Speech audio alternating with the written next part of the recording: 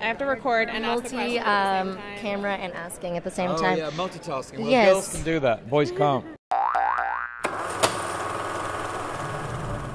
Hi, I'm Mia from Broke Geeks. And I'm Holland from... My name's Holland. We're here at SDCC having an awesome time, and we just got to talk to some awesome people on the Boxtrolls press line. We're so excited for this movie, so we saw what they had to say.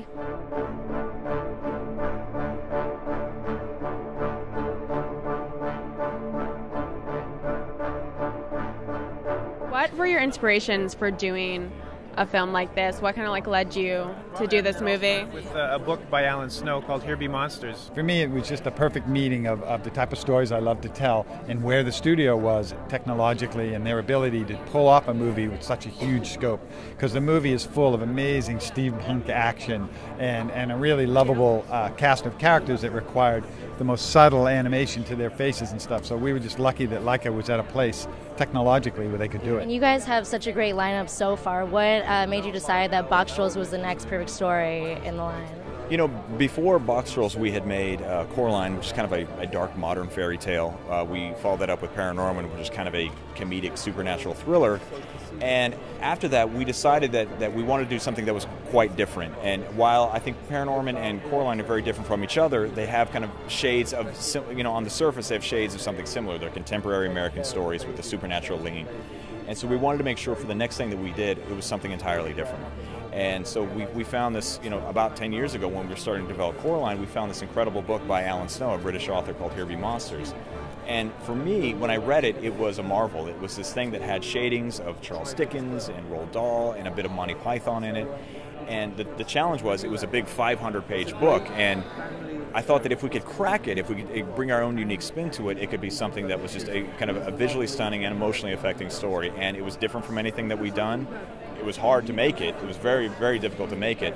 But in the end, it fit right in line with the kind of things we do, which is to make things that are of great meaning but also visually beautiful and fun to watch. So you always seem to do such a great array of projects, and I feel like everything you do is really different. So what drew you to do this project? Well, I was familiar with Laika before because my sister did Coraline, and so I visited Oregon when I was really small, and I went to the studios and saw all the puppets and everything. So when Laika asked me to do this one, I'm like, yes, of course, because I already knew how unbelievable their work is and how much patience they have, and it's really unlike anything else. And I think that they've done these 3 films, but I'm thinking about there's so many possibilities that they could do with this, because when you watch their films, you don't feel like it's an animation. It's probably because, it's made from their hands, so it feels like people, What drew you to this project?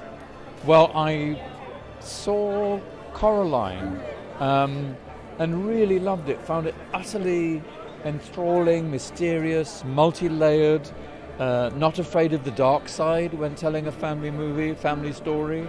So I admired their premise for work, which is, as was said, a dynamic storytelling which includes light and shade, which includes vulnerability and aggression, all the many human layers. And I read the script for Boxtrolls and absolutely loved it. So you expect to see some Boxtroll cosplay this time next year? Yes, I think if we did nothing else, we've created the most inexpensive Halloween costume ever invented. If you can find a cardboard box, you can go be a Boxtroll. So that was our time with some of the actors and creators of Boxtrolls, and we were really excited about it, so can't wait to see this movie. If you guys are excited about it or any other animated movies or Comic-Con announcements coming up, go ahead and leave it in the comments below, and don't forget to like, share, and subscribe, and we're going to go geek out in a corner now. All right, bye. Also, wait, did you direct the CSI video game? This is such a nerdy question, but I played that a lot. Long ago, yeah. I worked about 13 years at LucasArts and developed a great group of friends who went off to form Telltale. So I was their creative director for about a year and a half. Yeah, I feel like that's such a dorky, weird question, but I was really obsessed with CSI in middle school. So those are the first video games I played for some reason. Were all the crime investigation ones. I didn't expect a CSI question. Wow, I thought Isaac was the one that all the girls are going to like.